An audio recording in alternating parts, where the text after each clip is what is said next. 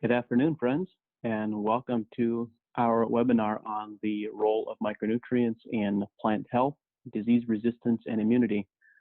This is a topic that I am very excited to speak about. We believe that it is possible for plants to be completely resistant to diseases and insects based on how we manage plant nutrition, particularly these trace minerals and these micronutrients. And this is a topic that generally we have to be very careful speaking about how products and different products produce disease and insect resistance. That's not really a safe conversation from a regulatory perspective. And so the scope of the conversation today, instead of speaking about products, we will be speaking about the roles of specific trace minerals. And this is a topic that I believe is very important and very timely. And we'll be providing a lot of references, a lot of more additional information that you can follow up on and look at on your own.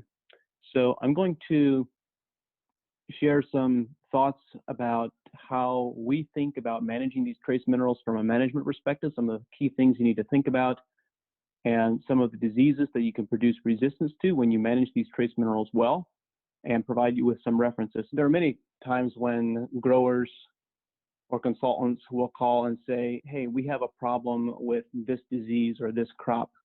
Can you help us find a solution for it? What can we do about it? And there are two tools that I use very consistently, and they're my first go-to tools when I get asked that question. And the first that I will look at is this book, titled Mineral Nutrition and Plant Disease, and co-edited by Lawrence Datnoff, Wade Elmer, and Don Huber, sometimes referred to as it's published by the American Society of Phytopathology. And it's an incredible reference. I'll be sharing a lot of references from this book through the course of the conversation today. But if you really have an interest and a desire to produce disease and insect resistance, particularly in this case, disease resistance, based on how you manage nutrition, this book is a must-have go-to reference. It is very foundational to understanding how diseases or how plant nutrition, how trace mineral nutrition influences a plant's capacity to resist different pathogens. My second go-to tool is Google Scholar, and with a very simple and very specific search. First, I identify the specific organism that I want to understand well, such as a specific species of Xanthomonas or Pseudomonas or Rhizoctonia. And then I will do a search for nutritional requirements of, and the specific name of the organism. Very often, not always, but often, with some digging and some searching, we'll be able to find that a specific organism has requirements for a specific amino acid profile or a specific carbohydrate profile that we can then link the amino acid and the carbohydrate profile to and identify that whatever is either present in high concentrations or is absent would lead us to look at certain enzyme pathways and certain enzyme cofactors that we can then correlate back to specific nutritional profiles and understand what is happening and why we have plants that have a given nutritional profile that then results in given disease and insect susceptibility. So those are two resources that I would very highly recommend you take a look at if you want to dig deeper into this topic. So I believe that managing these micronutrients and trace minerals is critical. It's the foundational piece. If you want to develop resistance to various diseases and different insect pests, this is the foundational entry point. This is not where we end up. This is where we have to begin. And so I'll be reviewing 7 different of the primary micronutrients. And we know today that there are many more than these 7 primary elements that are also considered beneficial from a disease and insect resistance perspective or overall plant health perspective. There are now an increasing number of micronutrients that are considered to be beneficial, though not essential. Examples would be lanthanum and silver and iodine, nickel, and quite a long list. I think there's now an additional list of 12 or 15 in addition to these that are on the screen that are considered to be beneficial to plant development and plant growth. So we're going to be looking at these 7 primary elements. Many these elements most growers are already measuring these and monitoring them. It's possible that you may not be measuring cobalt and molybdenum if you're not using sap analysis or if you're not using soil analysis, and you definitely need to. With what we understand about these trace minerals and the impact they have on yields and on quality, we need to begin managing and measuring them. They're equally as important and have as significant an impact on overall crop development as any of the other trace minerals on this list in their own way. First, we're going to look at boron. When we think about managing boron from an agronomic perspective of how it influences a crop and the crop characteristics that we need to manage for, there's 2 pieces that we think about. The first is that boron increases sugar translocation to the sugar sinks. It increases the speed, and it also guides where the sugar goes. This is a very useful characteristic when a crop is approaching maturity, and we want to speed up maturity in the last 2 weeks or 3 weeks before senescence and before final maturity. We can help the plant move a lot of sugars into the seed or into the fruit. So if we're producing small grains, or if we're producing onions or tomatoes, or almost whatever case the crop might be, when we put on a boron application the last 2 weeks before harvest, it will really speed up sugar flow and nutrient flow into the fruit and into the sugar sink very quickly, which can result obviously in some substantial yield gains.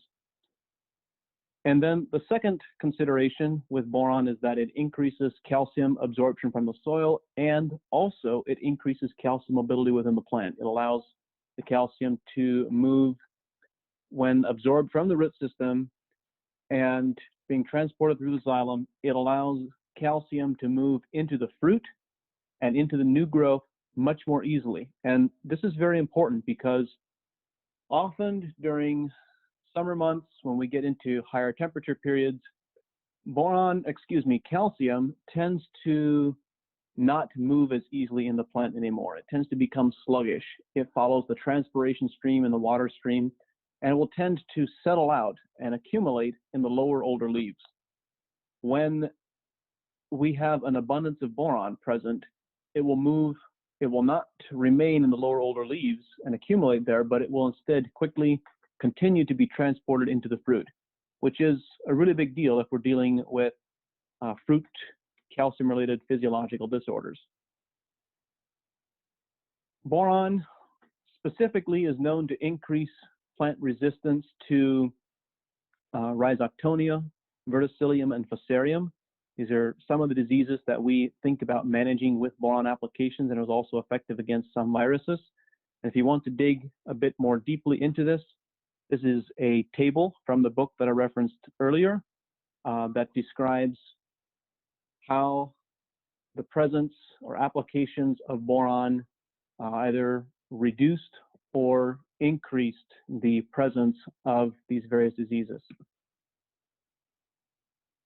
When we look at cobalt, cobalt also has 2 very important management considerations. The first is that it can delay maturity and delay ripening because it reduces, or in some cases can even inhibit, the formation of ethylene, plant stress ethylene, and ethylene that is also produced from maturing seeds.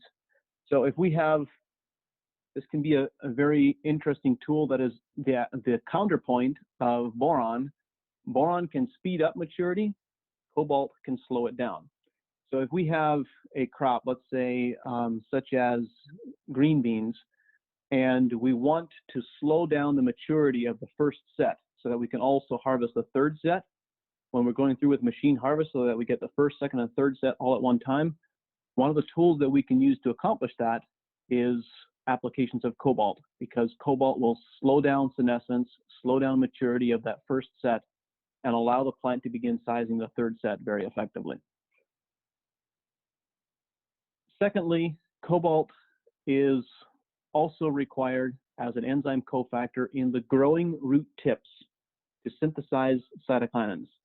So we find that when plants have adequate levels of cobalt, we have much higher levels of cytokinin production and very tightly spaced internodes on the upper parts of the plant and a lot of branching. So very strong reproduction that is connected to having adequate cobalt present in the root system. When we look at copper, the one management characteristic that we think of when thinking about copper is that it provides cell elasticity and stem elasticity and fruit skin elasticity. So if we have challenges with fruit cracking and splitting, such as with grape tomatoes or with cherries, or the bark of some plants, having adequate levels of copper present will give us additional elasticity and can help significantly reduce splitting and cracking. In addition, when we have challenges with with plants that want to break when they have a lot of wind stress or storm stress, they don't bend very well, they just snap off. If we have challenges with lodging, such as on corn and small grains and so forth, having adequate levels of copper gives plant stems a tremendous amount of flexibility that allows them to bend, and after the wind is over, they can stand right back up again. And this is because of the effect that it has on lignification, etc., within the stem. So having high levels of copper from a management perspective gives us a lot of flexibility and strength. And you can easily test this and observe this in the field. If you're walking through a field with crops that have branches that branch off from a main stem, let's use brassicas as an example, such as broccoli or cauliflower. You can walk through a field occasionally and the leaf petioles will be very brittle. They snap very easily. They don't bend, particularly on a cool morning. And that is a certain indicator of not having adequate levels of copper. When we look at the list of diseases that copper provides resistance to, it's a very extensive list. Bacterial canker, all types of bacterial diseases, bacterial canker, bacterial speck, bacterial spot, bacterial wilt on a number of different crops. And when you stop to think about it, one of the mainstream management tactics for managing bacterial infections in crops is with applications of copper. But in this case, applications of copper as a bactericide on the outside of the leaf or on the outside of the plant. And the management strategy that we should consider, instead of having copper on the outside of the leaf, is actually to get copper into the leaf by using copper nutrition products. And then when we have copper inside the leaf, now the resistance becomes inherent within the plant. And we don't have to constantly apply bactericides that decimate the microbial population on the plant leaf surface and within the soil. So we're using copper in a different form and with a different approach, a different thought process to produce inherent resistance inside the plant. So quite a long list of diseases, and then of course this list is just, I've selected the highlights from the list that was provided in the book I referenced earlier, Mineral Nutrition and Plant Disease. And this is the second page. And there's also additional references in the text that are not listed on the table. So there's quite an extensive list of diseases that these minerals can produce resistance to. When we look at iron from a crop management perspective, there are two key considerations for managing iron. The first is that iron is required to assemble chlorophyll. It is not a part of the chlorophyll molecule, but it's required to assemble chlorophyll. And when we have high levels of iron, we have a plant that has this dark green lush appearance because of high chlorophyll levels. And inversely, when we don't have enough iron, we will have very pale colored plants. And then secondly, iron, completely distinct from its requirements or its presence being needed to assemble chlorophyll, can also tremendously increase photosynthetic efficiency through a number of different mechanisms. One of the mechanisms is that iron is one of the elements that is needed to form all of the carotenoids, such as astaxanthin, zeaxanthin, etc. And the reason these carotenoids are important is because each of them collects a small portion of the visible light spectrum. And together, when you have this array of 7 or 8 different carotenoids, they cover the entire spectrum, and they absorb and collect photons and feed photons into chlorophyll. So you have the effect that when you have adequate levels of iron, you can actually absorb as much as 7 to 8 times wider bandwidth of the visible light spectrum and feed a lot more photons into chlorophyll. And the effect is that you can tremendously increase photosynthesis. That's just one of several mechanisms by which iron impacts photosynthetic efficiency. When we look at manganese levels, there are 2 important considerations or 3 important management considerations for when we think about how to manage manganese. The first is that manganese is essential for water hydrolysis, which is the first step in the photosynthesis process. So when plants absorb water from the soil and they move that water up into the leaves, the very first step is that water molecule, H2O, gets split into H and OH, hydrogen and hydroxyl ions. That splitting of the water molecule is referred to as water hydrolysis, and this process is completely dependent on manganese. This is very important realization because it means that even when plants have adequate water and they have enough sunlight and they have enough carbon dioxide, if they are low in manganese, none of the rest matters, because that can still slow down the photosynthesis process. That becomes the bottleneck. That becomes the limiting factor. The second consideration for managing manganese is that it is essential to regulate potassium absorption from the soil and potassium movement within the plant to the various sugar sinks and to the fruit, etc.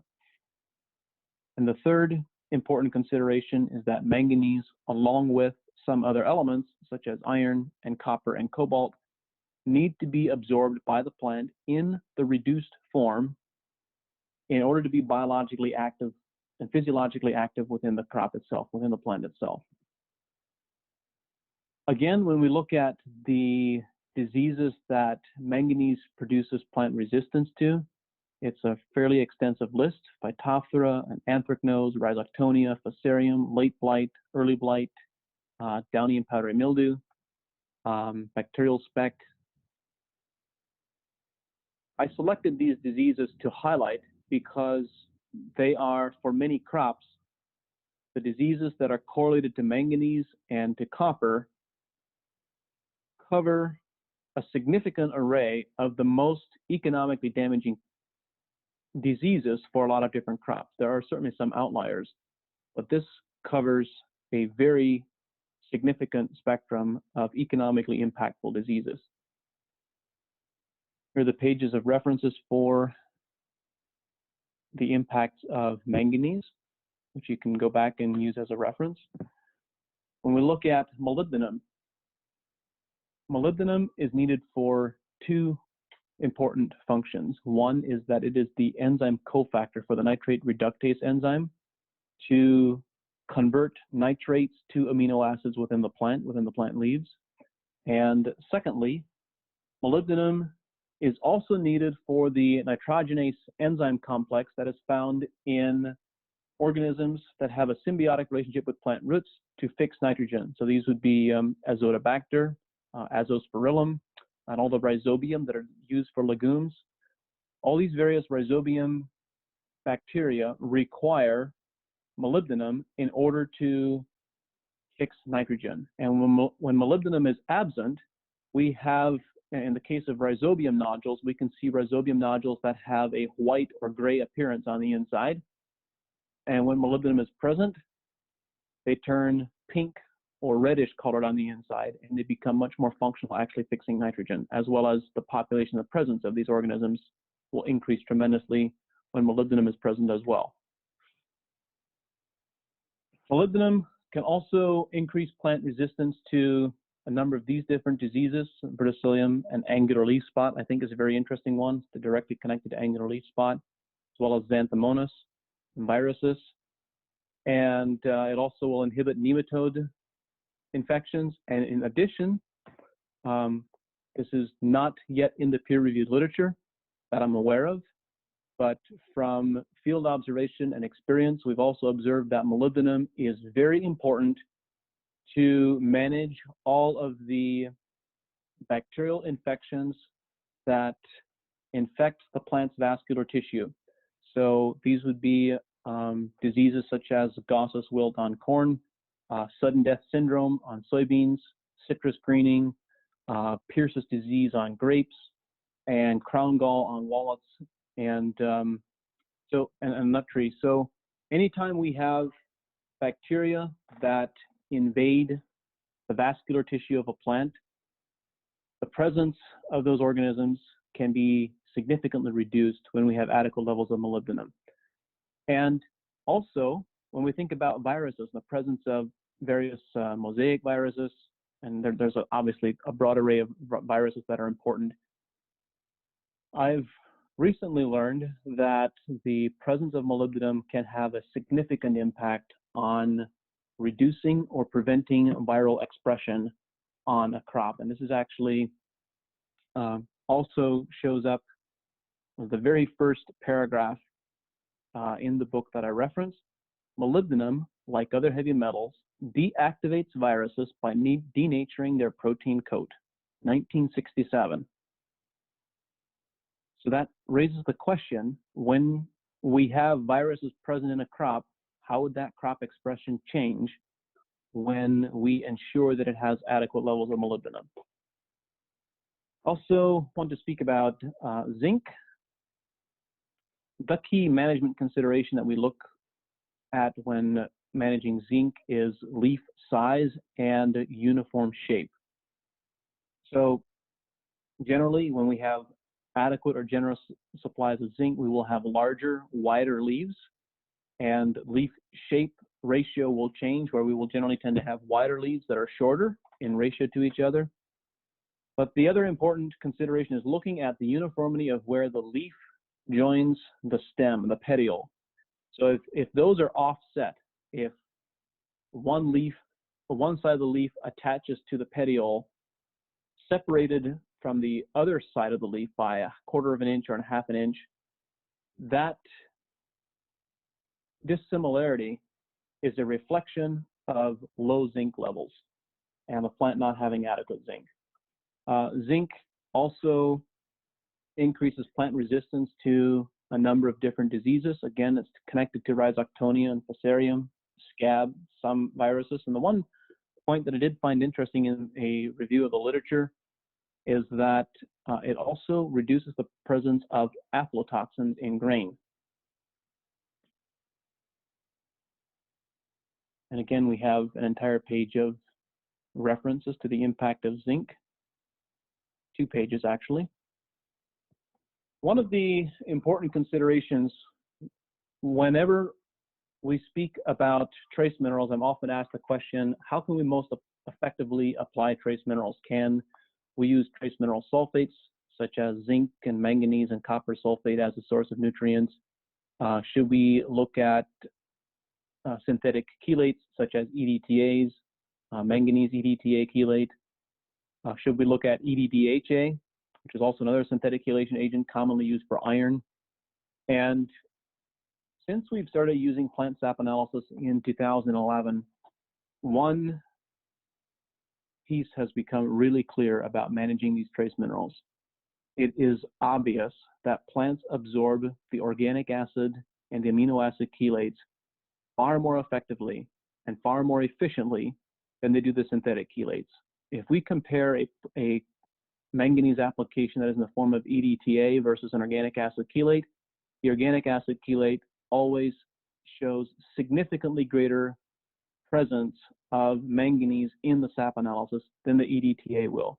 And the same is true of iron and EDDHA or EDTA. So in general, we find that the organic acid and amino acid chelates tend to produce a much bigger crop response and actually show up in the plant on plant sap analysis more effectively than the other forms that are available. So we've actually, as a result of starting to use sap analysis, after using it for several years and observing the differences in absorption of various trace minerals, we set out to develop a line of trace minerals that were very effectively absorbed by plants, which resulted in our production of the Rebound micronutrient line, which we have available. So we'd love to have you use those materials and actually measure and see how they perform and work on your crops with when you measure them using sap analysis. So that wraps up the presentation, the thoughts that I wanted to share. If you have any questions, I really enjoy the interaction. If you want to send those through, I would really enjoy that. There's some questions that have come through already, so we're just going to jump right in. First question comes through from Andy Harper. As a strawberry grower, botrytis has been prevalent. What micronutrient will be the most effective? Well, Andy, I don't know the answer to that right off the top of my head, but it's in here. I'm positive that it is. The reality is, this is a reference book. And yes, it's a science book. It's scientific material. It's used to teach phytopathology in many universities today. But the reality is, at a cost of $90 or $100, I'm not sure exactly what it is available for on Amazon right now, but at a cost of $100, this is a tool that you cannot afford not to have on your shelf. It is really that simple. You compare the cost of that $100 to the cost of a fungicide application or applying the wrong products at the wrong time, and you really can't afford not to have it. So as an example, I'm just going to quickly look up the question that you asked about botrytis on strawberries, and we'll see what I can find.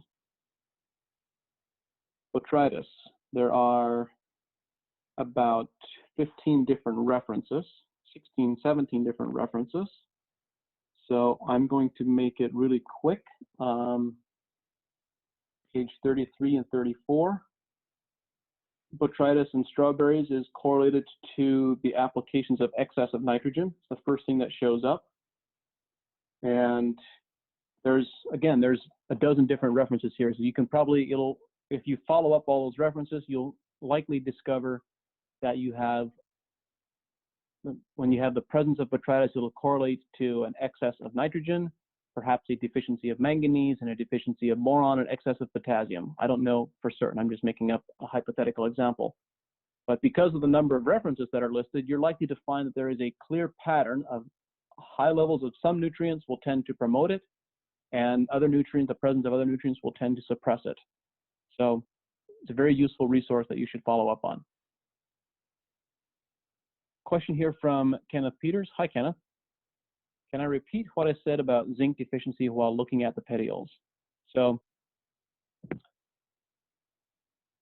when you want to have perfect symmetry where the outside edge of the leaf join the stem, so they should come together at exactly the same location. If you have a leaf where one side joins the petiole here and the other side is separated by a half an inch or an inch, or by any distance for that matter. So when you have that discrepancy in where the leaf joins the stem and it's not perfectly symmetrical, it needs to be perfectly symmetrical. If it is not symmetrical, that is an indicator of a zinc deficiency. And there are a few crops that genetically tend to have more, tend to lack symmetry. And there are a few tomato varieties that will do this very well, particularly on the leaves that are not at the tip of the outer leaf. So some of the side leaves may lack that symmetry. But in general, for most crops, you want to see that perfect symmetry between where the two sides of the leaf join together at the stem. A question from Thomas Jarrett, how would you manage the potential of over-fertilizing micronutrients? The answer, Thomas, is very simple. You do not guess, you measure. You measure using a plant sap analysis, and when you use plant sap analysis, then you can know exactly where your crops are, what the desired levels are, and how much you need to apply to get the result that you're looking for. It is certainly possible to produce excesses of some of these trace minerals very easily, some more easily than others. And so we need to be very careful to avoid over applications.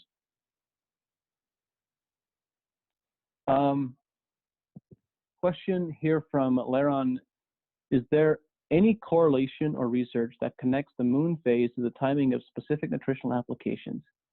You ask the most fascinating questions. There is some research, and we do use this occasionally when we are able to here at AEA. And right now, it's escaping my memory which is which, but we've learned from measuring, again, from sap analysis and from measuring nutrient absorption consistently throughout an entire month or multiple months or entire growing period, growing season for that matter. We've learned that there is 1 week out of the 4-week lunar cycle where plants absorb nutrients exceptionally well. They absorb a tremendous amount of nutrition in 1 week out of the 4. There are 2 weeks which are average, and 1 week that is exceptionally poor. In the week where nutrient application or nutrient absorption is very poor, it's probably would be ideal to not apply foliar applications or irrigation applications, or perhaps to reduce rate at that moment in time. Or if we have a severe deficiency and we have to balance that and manage that, we may need to just understand that we may need to actually apply a larger rate to get the equivalent crop response.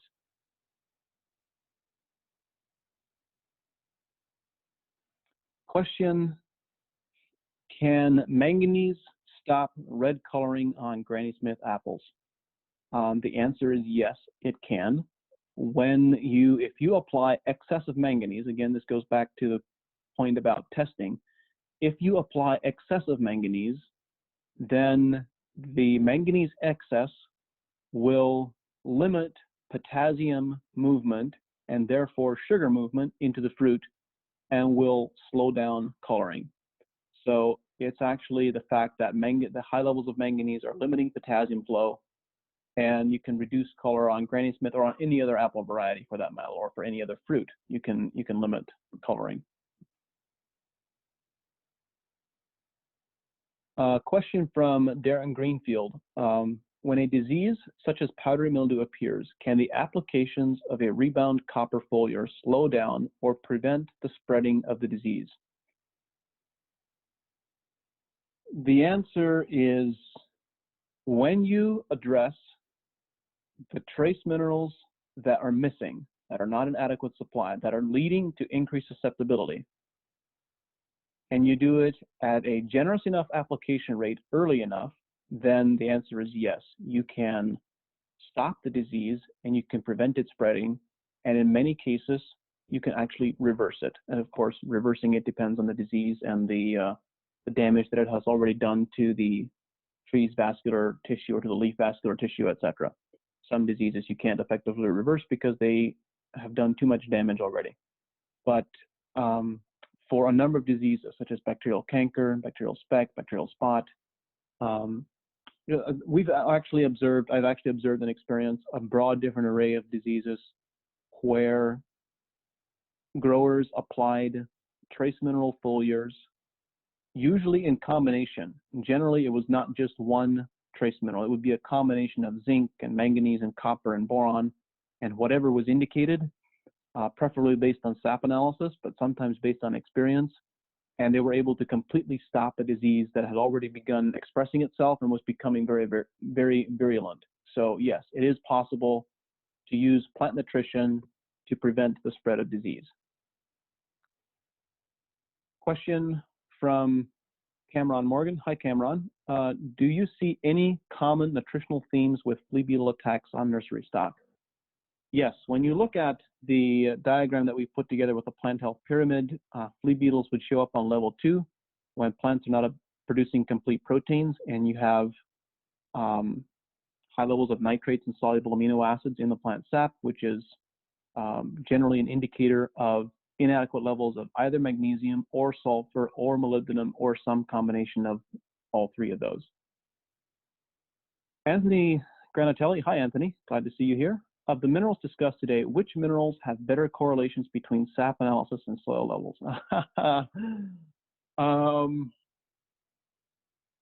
I would say there are only two which, actually I'll expand that to three. There are three which somewhat correlate between soil and sap analysis, and those are molybdenum and boron, because they are anions and do not attach to the soil's cation exchange capacity, the soil colloids. And the third is zinc, because zinc is not required to be absorbed or doesn't have different oxidation states and can be fairly readily absorbed from the soil profile. All of the other metals, manganese, copper, cobalt, and iron, there is no correlation between levels in the soil and absorption by the plant. It's a very good question, Anthony. Malcolm asked the question, organic acid chelates, is fulvic acid the best chelator? Can the minerals be combined into a nutritional foliar spray stack? So yes, to answer the second question first, you can combine all these different trace minerals into a single foliar application. And there are many organic acid chelates which are effective. Fulvic acid is good, but there are also others such as citric acid and a number of different organic acids, acetic acid and carbonic acid, lignosulfonates, etc. There's a number of different materials that are effective chelators and can move nutrients into the plants very effectively. Another question, we have hard water with high iron. What can we do? It's very simple. You change water or you use reverse osmosis. So you can either use rainwater or you can use a reverse osmosis system. There's nothing else that you can do effectively when you have hard water and high iron. And I'm speaking specifically to the use of that water as a foliar application, not so much for irrigation, although it's also a negative there. Anthony asked the second question, which minerals are more likely to cause problems if provided in excess? It's a very interesting question, Anthony. Interestingly enough, for the trace minerals such as molybdenum and boron, the excesses, I'm sure if you were to get high enough, you could have an excess that would cause problems. But generally, the excess, when those nutrients become, those trace mineral anions become very high, the only problem from a plant health and growth perspective is that they cause functional deficiencies of the nutrients that they have a symbiotic relationship with. So if you have excess boron, the symptoms of a boron excess are identical to the symptoms of a calcium deficiency because it's exactly the same thing. So you can add calcium and the boron excess symptoms will disappear. The same is true of molybdenum, which causes a nitrogen deficiency. And when you address nitrogen, then the molybdenum excess problems disappear. I have only once so far observed a manganese excess where the grower applied 20 times the recommended application rate. And aside from that, I'm sure it is possible to produce excesses, but we actually observe them very, very seldom. When materials are applied at the recommended application rates, it's very unusual for us to observe excesses. Question, might I elaborate on the traditionally recommended application rates for foliar applications of trace minerals, such as 1 pound per acre of iron sulfate versus the amounts recommended for rebound chelated products? I'm not sure exactly of the question that you're asking, but first, I would suggest that you always follow the recommended and the label rates because they are label rates for a reason. And secondly, when you calculate the quantity of actual trace mineral that you're applying on a per acre basis, usually you will be applying substantially less in terms of grams per acre of iron with an organic acid chelated material or an amino acid chelated material versus a pound of iron sulfate. It doesn't matter. What actually matters is the quantity that the plants absorb. And the quantity the plants absorb for example, in the case of the rebound trace minerals, which I have a lot of personal experience with, will be much, much higher than when we do a foliar application of iron sulfate or manganese sulfate, even though the physical quantity applied is much greater in the case of the sulfate product. So we have to look at product efficiency and not grams of actual material applied. A question from Darren Petzer. Hi, Darren. Soil mineral analysis reveals excellent to excessive trace minerals. Leaf tissue analysis reveals the same. Can we assume that the iron and manganese in the leaf is physiologically active? Darren, in our experience, the answer is no. You cannot assume that the iron and the manganese in the leaf is physiologically active on a dry matter-based tissue analysis, particularly in the case of iron. What we've observed since we've started using sap analysis, and we've conducted this experiment many times, you can conduct a sap analysis and a tissue analysis side by side. And tissue analysis will show that you have high levels of iron. Sap analysis shows that you have an iron deficiency. And when you apply a small amount of chelated iron, you get this tremendous plant response. And it's indicating the plant obviously has not had adequate iron.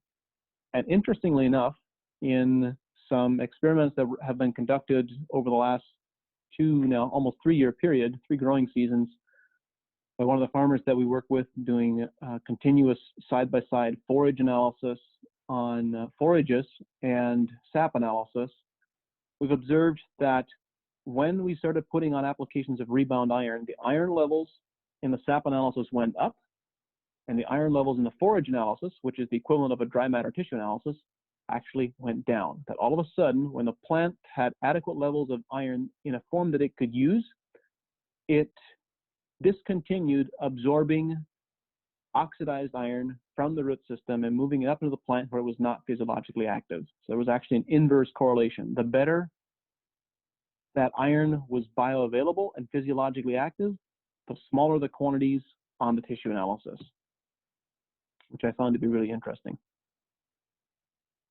Question from Ned O'Brien.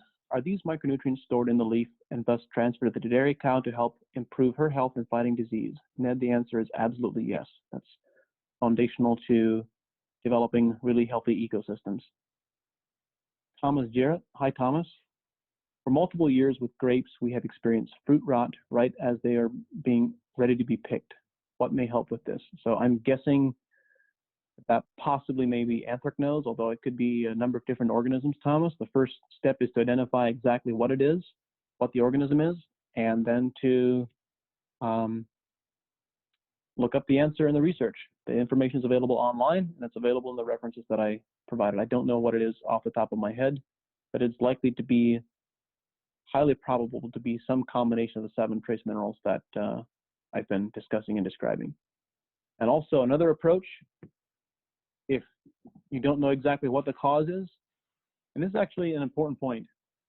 See, we can do the research. We can read the books, we can read the peer-reviewed literature, we can identify what the organisms are and what the trace mineral profile is present or absent and what is needed. Or we can take another approach. We can simply use a sap analysis, see what is not an adequate supply, address it, and watch the diseases disappear. And this has been true for us on a number of diseases that we have worked with. We've been very successful at controlling and completely reversing bacterial canker on cherries, for example, as well as another stone fruit. We can't point to exactly what we did that produced that result. We simply used sap analysis, and we applied whichever trace minerals were deficient, and voila, bacterial canker disappeared. You can do the exact same thing. The reality is that when we look at managing plant nutrition through this lens, then we don't need to know exactly which diseases are correlated with specific trace mineral profiles. That is certainly interesting and useful and valuable information, but we can also just balance whatever the plants are low in and expect that will take care of the problem.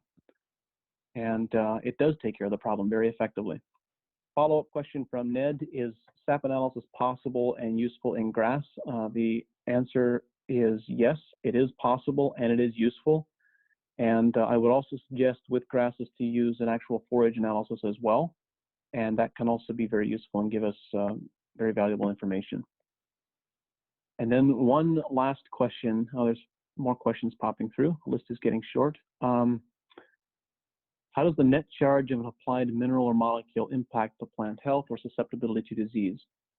So when we look at what is happening in the plant from a biophysics perspective rather than a biochemistry perspective, we look at electron charges, reduction, oxidation, cell membrane voltage potential, etc., which can be measured by pH and EH and so forth. Generally, we find that it is imbalances of those biophysical parameters that lead to the susceptibility of disease, and that it is these trace minerals which can help to restore that balance that will give us increased disease susceptibility, increased disease resistance. Question from Malcolm. We use a refractometer twice each day to measure Brix levels and calcium levels and boron activity. What part of a citrus tree should I be taking the leaf from to gain the best correct results, such as the fourth leaf from the new growth from an unfruiting terminal? And is it better to target healthier plants? Malcolm, you raise a very good question. And the answer is that, and as you know this very well, you will get different results at different locations on the plant. I would suggest that at the very least, you select 2 different locations, the oldest leaf and the last fully mature leaf as you described. And remember that when we are speaking about producing disease and insect resistance and using a refractometer as an index to correlate and describe possible susceptibility, diseases and insects will show up on the weakest parts of the plant first. So when we are measuring the last fully mature leaf, the fourth leaf from the growing tip, and the Brix levels show to be fine, but the Brix levels on the old leaves are not fine, then that plant is still disease susceptible and still insect susceptible. And so this is an important point, that sometimes when growers use refractometers to measure disease and insect susceptibility, that we actually, in many cases, in some cases, disease and insect susceptibility shows up at a different part of the plant than what is actually being measured. So we just simply need to identify where the weakest point is and then measure the weakest point to use as our barometer and as our metric for overall disease and insect susceptibility. It's a very good question. There are a few more questions that have come through on specific diseases and specific insects and particular nutrient profiles that they might correlate with. I don't know exactly what the answers are for several of them, such as rose rosette disease. There's a question here on woolly apple aphids. Aphids, again, are related to the second stage of the plant health pyramid. And I've described the minerals that are correlated with that both earlier in this discussion and also on the separate video on the plant health pyramid, which is available on YouTube. So we have a lot of this information available, but again, there are hundreds of diseases, hundreds of insects. It's not possible for me to answer the questions about all of those here in this webinar, but the reference is available. Look it up. It's out there, and it's probably out there on our website and some of our other videos as well. So I want to thank all of you for listening, and I hope that you found the information useful and enjoyable. I really enjoyed the dialogue and the participation. So thank you, all of you, for being here, and I look forward to speaking with you again in the future. Have a wonderful day. Thanks. Bye.